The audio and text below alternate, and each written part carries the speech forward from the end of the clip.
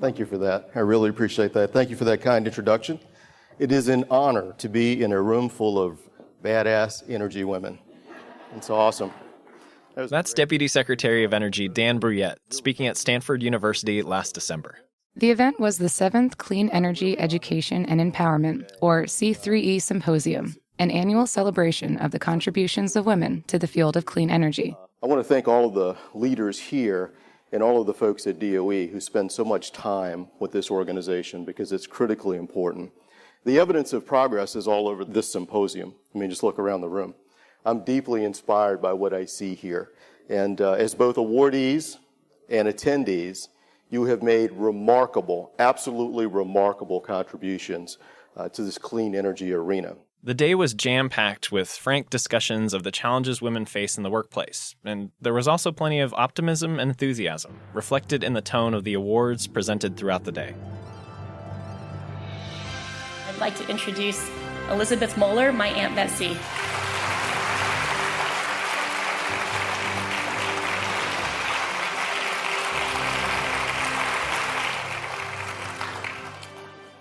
I am so honored to be here today and accept C3E's Lifetime Achievement Award. I feel a sense of kinship or identity with all the women in this room. Though we as a group are obviously at different stages in our careers, we're all involved in one way or another with the important growing field of clean energy. Elizabeth Muller is a renowned energy policy expert who worked on Capitol Hill for 20 years and served on the Federal Energy Regulatory Commission under 3 different presidents. As if that wasn't enough, she was appointed Deputy Secretary of Energy in 1997, then spent another decade in the energy industry.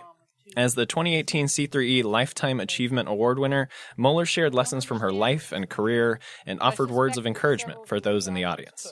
Like many other fields, the energy field is still male-dominated. To be successful, first and foremost, you must follow your passion, and hopefully it'll be remunerative.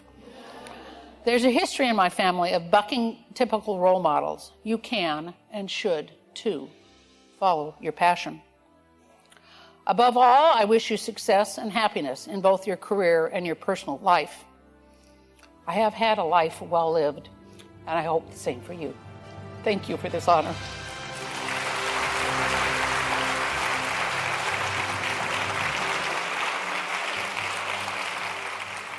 The other awards went to 8 women still in the middle of their own energy career journeys. We talked with some of the winners to hear their stories, which we'll get to later on. But first, some context. What exactly is C3E? An event? An award? A network? Well, yes, and yes. Coming up, we'll hear from someone who's been with the U.S. program from the very beginning, watching it grow from a scrappy whiteboard concept to a vibrant, thriving support system for women in energy. Stay tuned. We have a podcast about energy. The jewels that these national labs are. In terms of science and scientific capabilities. Big dreams can happen. Keeping our nation safe. Clean energy is way of the future. It's America's economic engine. It's science for the people. This is Direct Current. So to better understand what the C3E program is all about, we sat down with one of its founding members. My name is Bob Marley, and I currently am a senior advisor in the Office of Energy Efficiency and Renewable Energy, and I'm working on transportation research and development. Yep, you heard right. That's Bob Marley, Marlay. And in addition to his history with C3E, Bob's been at the Department of Energy longer than nearly anyone. Yes, I'm kind of a relic almost. I've been with DOE, as they say in the Navy, as a plank owner. DOE was formed in October 1977, and I was just getting out of the Navy off active duty, and I came to work for DOE as it started up as a new agency. So I've been here since the very beginning, and you can do the math. Right. We won't do that right now. So what does C3E stand for, and what does it mean to you? Yeah, C3E, the C stands for clean, and the 3 E's stand for energy, education, and empowerment. It was launched as an international initiative with a strong U.S. component, and it was really designed to give women traditionally underrepresented in the energy field some opportunity. We would like to recruit them, attract them, once they're there, retain them in the field as professionals, and certainly advocate for their advancement and promotion. And ultimately, we'd like to see more of them at the very highest levels of management in the field. So, how does a program like C3E get started? So it originated with DOE, and I give a lot of credit to the Secretary of Energy at the time, who was Stephen Chu, a Nobel laureate, and Undersecretary Christina Johnson, who herself, I think, has like 160 patents in STEM fields, and also David Sandalow, who was the Assistant Secretary for International Affairs. And I think what they were responding to, particularly in the international field, is that lots of women throughout the world were yearning for opportunity to work in this new and emerging field called clean energy, but there weren't opportunities. There were a lot of barriers to entry. And then once they got in, I think they felt like they were not giving the recognition or the opportunity to advance. Having a big idea, though, is one thing, and having something that you can implement, get traction, and have meaningful impact is another. And that's kind of another story. In 2010, the Energy Department put together focus groups of accomplished women from the energy field and beyond. One even featured an Indy 500 race car driver. Their goal was to take the big idea of C3E internationally and turn it into a program for the U.S., with clear objectives and effective tools to help women find success in male-dominated industries. The focus groups identified several main barriers to success for women in clean energy, starting with the challenge of breaking into the field. What opportunities were available? How could women find out about those jobs? Within the industry, they found that women often struggled to gain recognition for their work, making it hard to advance their careers. And those obstacles contributed to a third big issue: women leaving the field before reaching leadership roles. We discovered that there was a real gap in the mid-level career women, and that there was a lot of energy around attracting women into the clean energy space. But we noticed through those focus groups and some of the studies that women tended to drop out. That's Katie Hareza. I'm the Deputy Assistant Secretary for Transmission Permitting and Technical Assistance in the Office of Electricity. Katie also goes way back with C3E. Back in 2010, she was a consultant to the Energy Department tasked with kickstarting a new program for women in clean energy. She was the one that organized the focus groups. Actually, I think it's since the 80s, we have the same percentage of women working in industry as we did in, around 2010. And so we thought, wow, that's not good. So why don't we try to fill that gap and see what we can do to get women to stay in the industry and also to shine a light on them so that they can gain some visibility. In the end, they settled on 4 key ways this new initiative can make a difference for women in clean energy, which would eventually become the 4 pillars of C3E's U.S. program. First, there was the symposium, an annual meeting infused with positivity and enthusiasm. There were awards to give women well-deserved recognition. There were C3E ambassadors to provide mentorship and advice, and the C3E community at large, offering a critical network of support. We want to take you through those 4 main elements, in the words of some of the women who were at the 2018 symposium. And what better place to start than the symposium itself?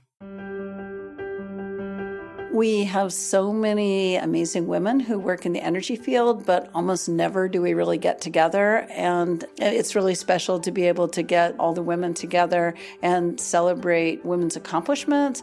And then for me, being at a university, providing role models and inspiration for our students. I'm Sally Benson. I am a professor of energy resources engineering, and I'm the co-director of our Energy Institute here at Stanford.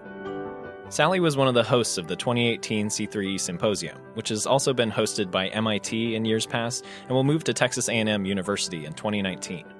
Stanford, MIT, and Texas A&M co-run the U.S. C3E program with the Department of Energy.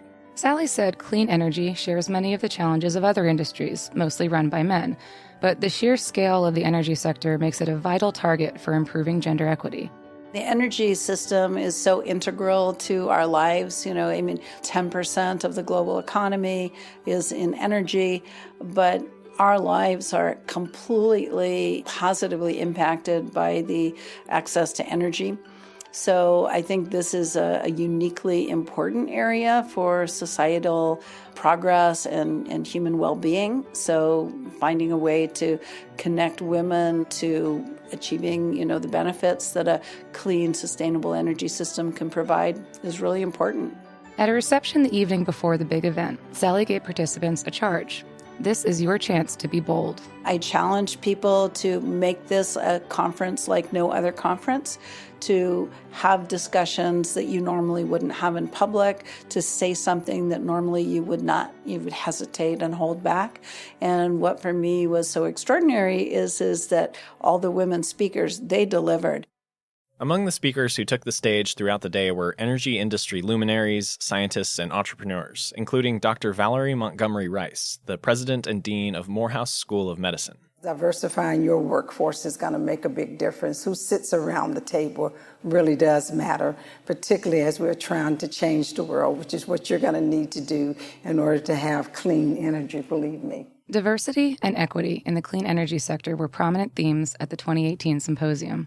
This whole conference is about empowering women, and I think that today's conference has actually been quite a bit about equity and more accessibility and more inclusiveness as we go about this work. And I identify with the need for that very, very deeply. As a woman in energy, it's definitely been very challenging in some ways. As a Latina, I've just always sensed this added layer of mistrust, of lack of confidence. So I really feel strongly that there's a lot of work to do, and C3E is leading the way. Melanie Santiago Moser is the program director for access and equity at Vogt Solar, a national nonprofit organization that advocates for solar-friendly policies at the state level. She said her interactions with other folks in just the short time at the symposium sparked a host of new ideas and connections. Yeah, actually, I have had several conversations today. It's amazing. There are a number of women here who are interested in the work that I'm doing, and we're finding that there are interesting intersections with my work and their work.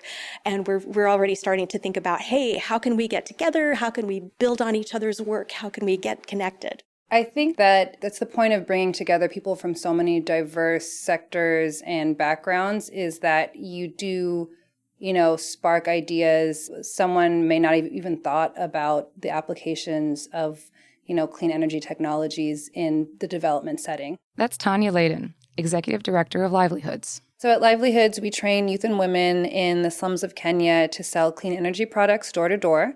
And they sell those products on consignment, so they don't have to take out loans or have any upfront capital, but they can earn an income and gain valuable professional skills. On top of the collaborative power of C3E, Tanya said she heard another message at the symposium that gave her pause. People kept saying, if you're here and you're a woman in this room, don't leave this field. And I'm in the middle of a transition and I'm thinking about what to do next. And it definitely had an impact on my thinking today and kind of thinking, okay, well, maybe I should be looking for something within this field rather than leaving. So that was one big takeaway I had. Both Melanie and Tanya received C3E Mid-Career Awards at the symposium in December, in the advocacy and international categories, respectively. The awardees are the real stars of the show, receiving thunderous standing ovations and an $8,000 cash prize. Melanie said it's even a little overwhelming, but she's excited about the opportunities the award can open up. Also, personally, I am just really, really excited what I can do with this award, because I really have a deep personal passion about advancing women in clean energy, and particularly women of color in clean energy. We've got statistics that talk about how women of color really have a lot of challenges when it comes to being hired, being recruited, being retained, and advancing in clean energy. We know this is the case in solar. So I just am really thrilled about the fact that I can use this award to put towards some specific research on how to do those things in the solar industry. So, how are winners selected each year? Sally Benson walks us through it. So every year we go through this nomination process, and honestly, we get a slate of really incredible people. I think the ones that sort of really stand out are the ones that have done something that they've really created their own pathway, that they've invented something that nobody did before.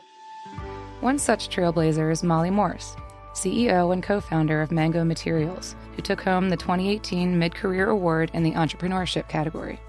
We take waste methane gas and make biodegradable materials. We do this by using bacteria. The bacteria eat the methane, and they produce a biopolymer inside their cell walls, which we then harvest and use as a substitute for conventional plastics. Mango Materials' production process is unconventional in almost every respect, which Molly said has been challenging, but also a key part of the company's vision. Well, first off, we did not know what we were getting ourselves into when we started the company. But the truth of the matter is, the way we use and dispose of not just plastics, but many everyday materials is a travesty to our environment. So we really need to rethink the way we make things. And plastics are amazing materials. But unfortunately, there are these sort of dire environmental consequences that come from their production and their use.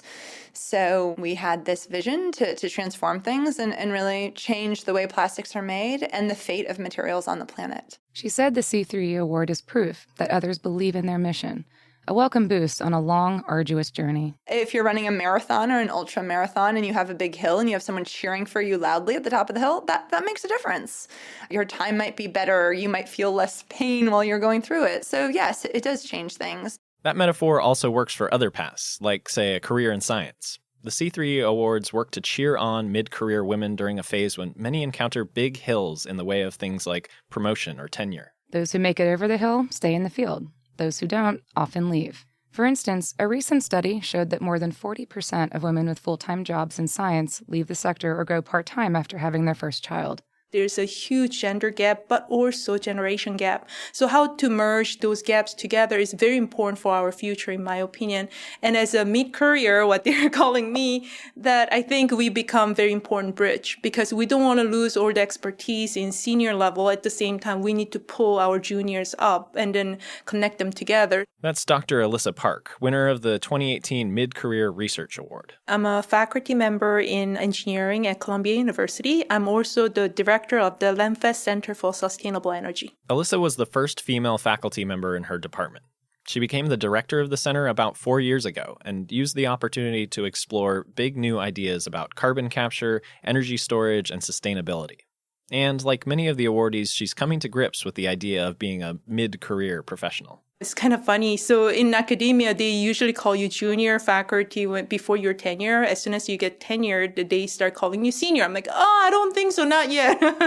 So mid-career is a good word, I think. It's good to see a lot of mid-career people here. And as you saw here, all the awardees, not only that, participants, I think there's a great energy in this room and in this meeting. So I like to leverage all these good connections I made today. It's important that we take a moment to acknowledge the contributions of the C3E ambassadors, who Bob Marley called the anchors of the program. Officially, they're the third pillar of C3E, but it's safe to say that none of the rest of the program would exist without their efforts. They're the ones who serve as mentors to the more junior members of the network. They help run the symposium and find sponsors. They judge the awards every year. And they do it all on a volunteer basis. These are women who are very much recognized in their fields. They are very willing to contribute and donate their time and attention to encouraging women to succeed in the field. I won't name names, but I'm always humbled by the folks that are on our ambassadors list. He won't name names, but we will.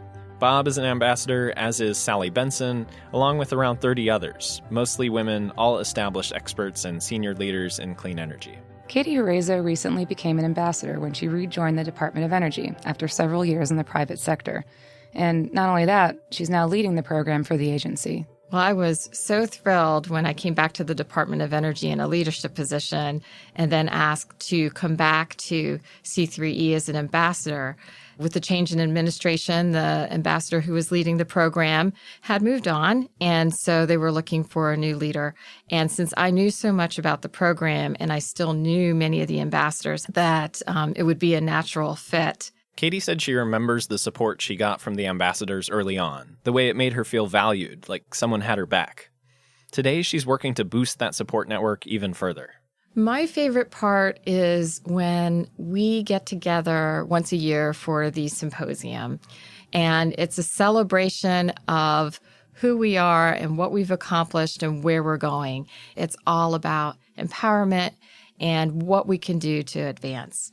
And that to me is just super exciting. And then each year to see the other ambassadors, we have some competition. So what have you done? What have you done lately? And the stories we hear are very inspiring. Most of the ambassadors are women, but there have traditionally been a few men involved. I asked Bob about that. So Bob, you are a man. That is true. That is true. Why am I talking to you about women in energy? Well, I'm hoping that you're not just talking to me. There are really good people out there that should also be talking, and I'm sure that they're going to be part of your podcast. But it was very important that, yes, we wanted to encourage women to become more represented in the field, but we did not want it to be exclusionary. And so I happen to be a founding ambassador, one of two men, and very honored and privileged to play that role. Right. And I guess kind of to follow on to that, the business of increasing the sort of representation of women in energy or in any field is not a burden that is solely on the shoulders of women, right? It takes a community effort for sure. I think having a program like this, which signals high-level support, these things are very encouraging to women to say that this is a sanctioned activity and that men should take notice and participate enthusiastically. So this all helps.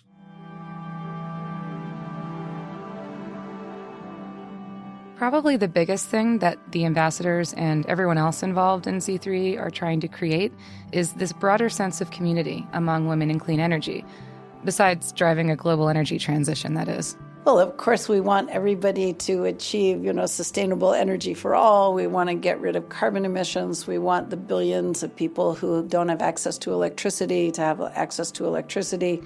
We want electricity to be affordable. I mean, all of those things. I guess more immediate and tangible. I would like this community to really become a community. I would like it if they could leverage the full suite of talent and capability, the network, and really use the network to create transformational change. Many of the speakers at the symposium, Sally included, highlighted the importance of supporting younger colleagues through mentorship, talking to someone to pass down knowledge, but also sponsorship. In other words, talking about them with others. That vote of confidence, whether it's a casual mention to a colleague, a professional recommendation, or a nomination for an award, can change someone's whole career trajectory. Yes, that makes so much of a difference, because a lot of times I think it's just about being at the table or being thought of in the first place. And many times I see a reaction where you'll mention a name and then you'll see a change in their face and they'll go, oh yeah, she would be great. And so those are the moments that just really make my day. And that's what C3E really comes down to. It's more than a conference. It's more than awards, more than a network. It's a slingshot, a springboard. It's a rising tide and a strong tailwind. It's someone cheering you on at the top of that steep hill.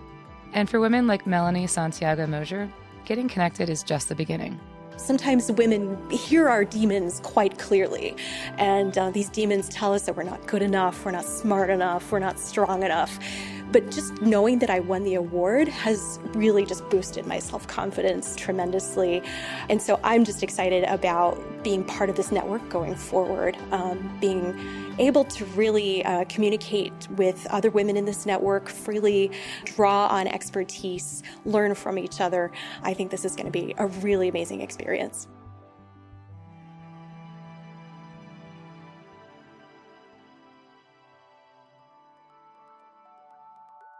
Thanks and congratulations to Elizabeth Muller, Melanie Santiago Moser, Tanya Layden, Molly Morse, and Alyssa Park for their recognition at this year's C3E Symposium. Congratulations as well to the rest of the 2018 awardees: Lauren Cochran for Law and Finance, Amy Barnes, Government, Libby Wayman, Business, and Lilo Pozzo, Education. Thank you to Katie Hareza, Sally Benson, and Bob Marley for contributing to this episode, and all of the C3E ambassadors for lifting up and empowering women in renewable energy. And special thanks to Melissa Pauley for her work to make C3E a success. Be sure to follow at C3E_Energy Women on Twitter. Read about these inspiring awardees on c3eawards.org and watch for the 2019 symposium at Texas A&M. We'll have links to all that stuff on Energy.gov/podcast. And as always, if you've got a question or want to leave us some feedback, email us at directcurrent@hq.doe.gov or tweet @energy. And if you're enjoying the show, share it with a friend or leave us a review on iTunes. We read them and we listen. Direct Current is produced by Matt Dozier, Paul Lester, and me, Court Creer. I also create original artwork for every episode, which you can find on our website. Additional support from Anne-Marie Horowitz, Ernie Ambrose, Gigi Frias, and Atik Waraish. We're a production of the U.S. Department of Energy and published from our nation's capital in Washington, D.C. Thanks for listening.